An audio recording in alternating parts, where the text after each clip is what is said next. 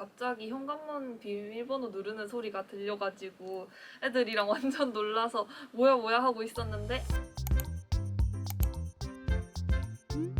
자기소개 해주세요. 안녕하세요.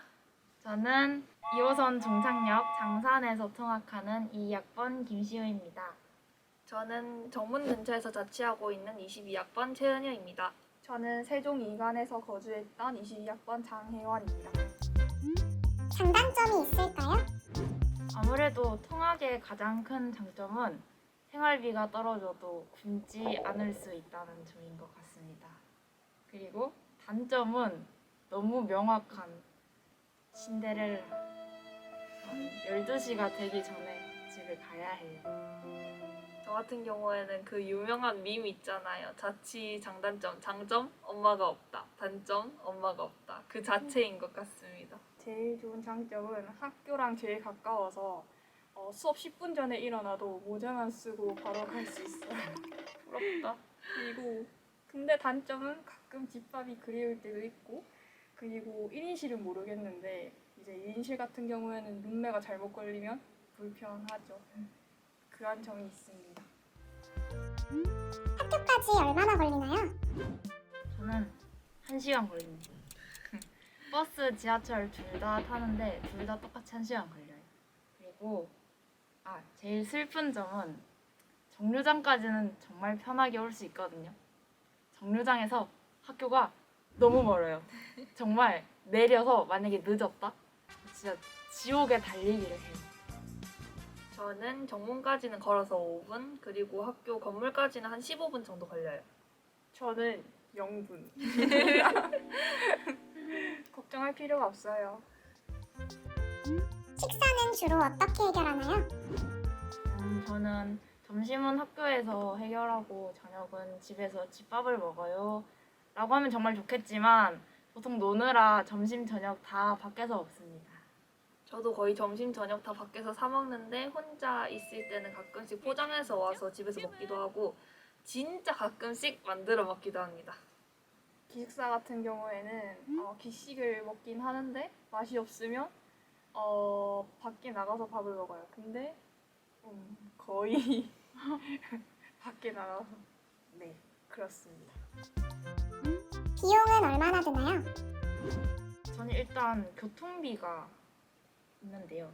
교통비는 버스나 지하철만 타면 한 5만 원에서 6만 원 정도? 근데 그것만 타면 참 좋겠지만 저는 택시 한 번 타본 사람으로서 그걸 끊을 수가 없더라고요. 그러면 이제 플러스 알파, 플러스 알파, 플러스 알파 되는 거죠. 저는 가스비나 전기세 같은 거 합치면 5, 6만 원 정도 나오는 것 같고 식비는 진짜 제가 사는 거에 천차만별 달라가지고 어떤 달은 막 20만 원 썼다가 어떤 달은 막 50만 원 썼다가 이렇게 진짜 크게 왔다 갔다 하는 것 같아요. 저는 점심 저녁 신청했을 때 관리비, 식사비 이런 거 다 포함하면 140 정도 나옵니다. 통학 선배, 통학로만의 꿀팁이 있다면요? 저는 이제 이걸 얼마 전에 알게 됐는데요. 카카오 버스라는 어플이 있어요. 거기에 들어가면 보통 저희가 많이 쓰는 네이버 지도 이런 거에는 분 단위로 버스가 와서 훅훅 갑자기 사라지고 5분이었다가 갑자기 2분 남고 이러는 경우가 많은데 카카오 버스는 이제 초 단위로 그게 사라져서 언제 오는지 정확하게 알 수 있으니까 막 뛰다가 버스 놓치고 이런 경우를 좀 없애주더라고요. 추천합니다. 자취 선배, 자취방 구할 때 팁 있나요?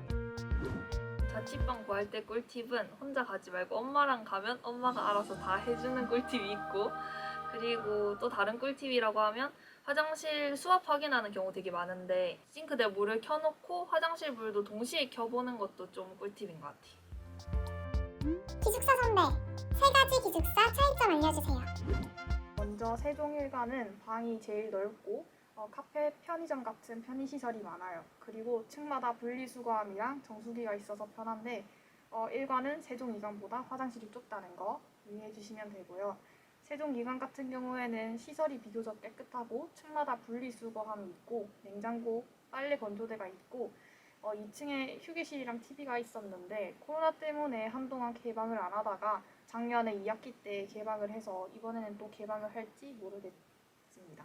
근데 방음이 잘 안 되고 짝수층에만 정수기가 있어서 물이 필요할 때마다 계단으로 왔다 갔다 해야 되는 게 조금 귀찮고 기숙사비가 일반보다 조금 비싸다는 거 생각해 주시면 되고요.